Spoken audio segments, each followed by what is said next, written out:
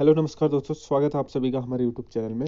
देखिए, जैसे कि पिछली वीडियो में मैंने बताया था कि उत्तर प्रदेश से डीएलएड अब किसी भी राज्य का कोई भी अभ्यर्थी कर सकता है। उसके बारे में ये अपडेट कंफर्म करने के लिए और दोबारा से उस अपडेट को 100% प्रूफ दिखाने के लिए आज की कटिंग लेके आया हूँ। अब देखिए, ये कटिंग कह रही है दूसरी राज्यों के अभ्यर्थियों को डीएलएड में प्रवेश में आरक्षण नहीं। ठीक है, इसका मतलब ये है कि आरक्षण की कैटेगरी से बाहर रखा जाएगा लेकिन उनको लिया जाएगा। अब इसके ऊपर का भी देख सकते हैं आप फैसला। देखिए, पहली बार पहली बार गैर यूपी के डीएलएड के अभ्यर्थियों को डीएलएड में मिलेगा प्रवेश। पहले चरण में केवल उत्तर प्रदेश के आवेदकों को ही दाखिला। ठीक है, अब इसका मतलब साफ साफ है कि पहली फर्स्ट काउंसलिंग होगी जो उसमें यूपी वालों को मिलेगा मौका। अगर सीटें खाली रह जाती है तो अन्य राज्यों के कैंडिडेट को भी मौका मिल जाएगा डीएलएड करने के लिए।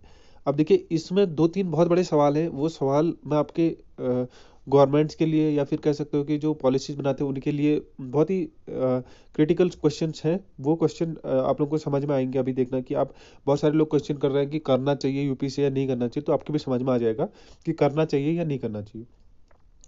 देखिए, पहले न्यूज़ पढ़ लेते हैं। उत्तर प्रदेश सरकार ने इस सत्र से डिप्लोमा इन एलिमेंट्री एजुकेशन प्रशिक्षण के लिए दूसरे राज्यों के अभ्यर्थियों के लिए भी दरवाजे खोल दिए गए हैं। हालांकि प्रवेश में प्राथमिकता यूपी के अभ्यर्थियों को ही दी जाएगी। ऐसा इसलिए किया गया ताकि जिला शिक्षा एवं प्रशिक्षण संस्थान की निःशुल्क सीटों पर यूपी के अभ्यर्थियों को ही प्रवेश मिल सके। यही नहीं, गैर यूपी के अभ्यर्थियों को किसी प्रकार का आरक्षण नहीं मिलेगा और उन सभी को अनारक्षित श्रेणी में रखा जाएगा। डीएलएड के लिए प्रवेश आवेदन 18 सितंबर से शुरू हो गए हैं।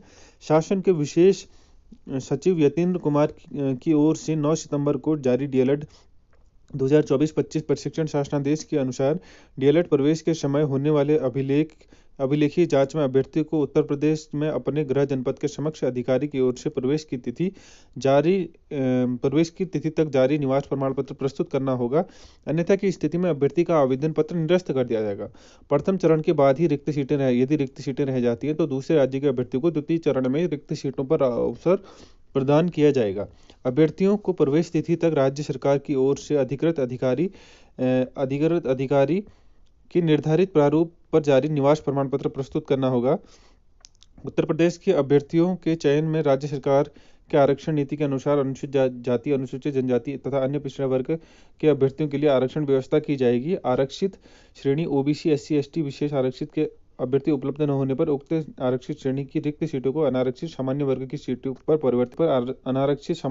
सीटों पर परिवर्तित करते हुए प्रवेश होगा। उत्तर प्रदेश के अभ्यर्थियों के अतिरिक्त दूसरे राज्य के सभी अभ्यर्थियों को अनारक्षित श्रेणी में मान्य होंगे। ऐसे अभ्यर्थियों को किसी तरह का आरक्षण देय नहीं होगा। अब देखिए, पहले से नियम था कि यूपी से केवल यूपी के स्थायी निवास वाले ही डीएलएड कर सकते हैं। अब बहुत सारे उत्तराखंड के कैंडिडेट, क्योंकि यहाँ पर लिमिटेड सीटें हैं, 650 सीटें हैं, तो कंपटीशन बहुत ज़्यादा टफ रहता है। तो ऐसे में कुछ लोगों का डीएलएड करने का बहुत अच्छा मन होता है, तो वो कहाँ से करें। तो यूपी उनके लिए अपॉर्चुनिटी बन चुकी है कि अब वो यूपी से कर सकते हैं। लेकिन सबसे बड़ा क्वेश्चन मार्क ये है कि अगर आज तक यूपी का स्थायी निवासी मांगा गया था वहाँ से डीएलएड करने के लिए, जो इस 3000 पीआरटी की भर्ती है, इसमें लगभग 500 प्लस लोग यूपी से डीएलएड करे हुए आए हैं, तो क्या उन्होंने कैसे कर लिया यूपी से डीएलएड। तो ये सबसे बड़ा क्वेश्चन मार्क है कि आज तक पहले ही लाइन में लिखा गया कि गैर यूपी अभ्यर्थियों को डीएलएड में प्रवेश मिलेगा। पहले चरण में उत्तर प्रदेश के आवेदकों को ही दाखिला मिलेगा। ठीक है, पहली बार लिखा गया है। तो आज से पहले उन्होंने डीएलएड यूपी से कैसे कर लिया, ये बड़ा क्वेश्चन मार्क है। दूसरा क्वेश्चन मार्क है कि क्या गवर्नमेंट इस पर जांच नहीं कर रही है कि उन्होंने या तो किया है तो वहाँ पर भी डोमिसाइल दिया होगा और यहाँ का डोमिसाइल दे रहे हैं जॉब के लिए। तो एक आदमी 2 डोमिसाइल कैसे बना सकता है, ये भी बहुत बड़ा क्वेश्चन मार्क है कि उन्होंने कैसे कर लिया। तो इसकी जांच भी नहीं हो रही है।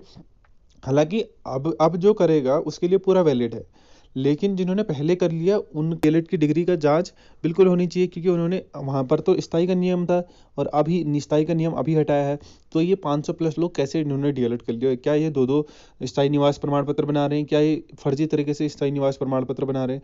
तो ये बहुत बड़ा क्वेश्चन मार्क है। और दूसरा क्वेश्चन मार्क कि बहुत सारे लोग कैंडिडेट थे वो कह रहे हैं कि हमें करना चाहिए या नहीं करना चाहिए। देखिए, यूपी ने ये खोला है केवल इस नियम के इस कारण। पिछले साल खाली रह गई थी 70,100 सीटें। ठीक है, प्राथमिक स्कूल शिक्षक भर्ती में बीएड को अमान्य करने के बाद सुप्रीम कोर्ट के आदेश के बावजूद पिछले साल डीएलएड की 70,000 सीटें खाली रह गई थी। 67 जिला शिक्षा प्रशिक्षण संस्थान डाइट की 10,600 व 29,974 निजी कॉलेजों में से 2,22,000 750 कुल 2,33,350 सीटों पर प्रवेश के लिए 3,36,186 आवेदन किया था, जिसमें से 1,63,250 अभ्यर्थियों ने ही प्रवेश लिया। 6 साल से शिक्षक भर्ती नहीं आने के कारण बड़ी संख्या में सीटें खाली जा रही। यही कारण है कि इस साल दूसरे राज्य के अभ्यर्थियों को भी मौका दिया है ताकि सीटें खाली नहीं रह जाए। अब देखिए, यूपी गवर्नमेंट भी पॉलिसी, इतनी भयंकर पॉलिसी की रही है कि सीटें, उनको तो अपना नुकसान बचाना है, क्योंकि डीएलएड में जो डाइटो में प्राइवेट कॉलेज में सत्र चल रहा है, कहीं ना कहीं उस पर पैसा खर्च हो ही रहा है। अब वो सीटें पूरी भरें या खाली आधी खाली रहें, तो ऐसे में नुकसान कॉलेजों को होता है, क्योंकि कैंडिडेट्स की फीस नहीं आती है और भी बहुत सारी चीज़ें होती, तो इसलिए नुकसान से बचने के लिए इन्होंने अदर स्टेट के लिए वो अलाउ कर दिया है यूपी में। लेकिन सबसे बड़ा क्वेश्चन मार्क उत्तराखंड के कैंडिडेट के लिए ये है कि अगर जैसे 70,000 सीटें खाली रह जाती है, माना कि 10,000 लोग यूपी से करके ले आ गए, कर लेते हैं इस सत्र में, माना 10,000 लोगों ने यूपी से इस सत्र में कर लिया, और कल के दिन उत्तराखंड में वैकेंसी आती है 2,000, 3,000, 4,000, तो ऐसे में मेरिट का बेस पर टीचर्स की भर्ती का चयन करना ये कहाँ तक उचित है? ये तो बहुत बड़ा क्वेश्चन मार्क बन जाएगा फिर, क्योंकि यहाँ पर तो कोई पेपर होता नहीं है। यूपी में सीटें खाली इसलिए जा रही हैं क्योंकि वहाँ पर डीएलएड के बाद जॉब के लिए दोबारा से पेपर होता है। जैसे हमारे उत्तराखंड में बीएड करते हैं लोग, बीएड के बाद एलटी टीचर बनने के लिए दोबारा से एलटी का एग्जाम देना होता है। वैसे ही यूपी में डीएलएड करने के बाद प्राथमिक शिक्षक बनने के लिए सुपर टेट नाम से पेपर होता है, जिस सुपर टेट नाम का एग्जाम का जो होता है उसको निकालने के बाद ही टीचर बना जा सकता है।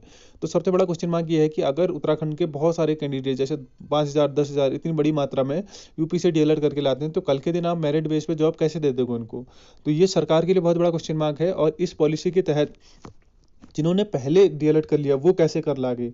ये दो बड़े क्वेश्चन मार्क हैं डीएलएड के लिए। अब मैं आप लोगों पे छोड़ता हूँ कि आप लोग इसको कैसा समझते हैं कि डीएलएड करना चाहिए या नहीं करना चाहिए, और आने वाले भविष्य में इसके नुकसान होने की आशंका मुझे अपने पर्सनल तौर पे बोलूँ तो मुझे बिल्कुल दिखाई दे रही है कि भविष्य में कुछ ना कुछ या तो स्टेट गवर्नमेंट को एग्जाम लेके आना पड़ेगा, या फिर कुछ अपनी पॉलिसी में चेंज करना पड़ेगा, जिससे कि या फिर डाइट वालों को प्राथमिकता दी जाए, इस टाइप के कुछ चेंजेस किया जाए तो वो उचित रहेगा। अन्यथा की स्थिति में, तो ऐसी स्थिति में कॉन्फ्लिक्ट होने के बहुत बड़े चांसेस हैं, क्योंकि अब प्राइवेट कहने का मतलब यह है कि यूपी में बहुत सारे कॉलेज ऐसे हैं जो नॉन अटेंडिंग भी करवा देते हैं। नॉन अटेंडिंग मतलब जिसको एनसीटी अलाउ तो नहीं करता है बट करवा देते हैं लोग।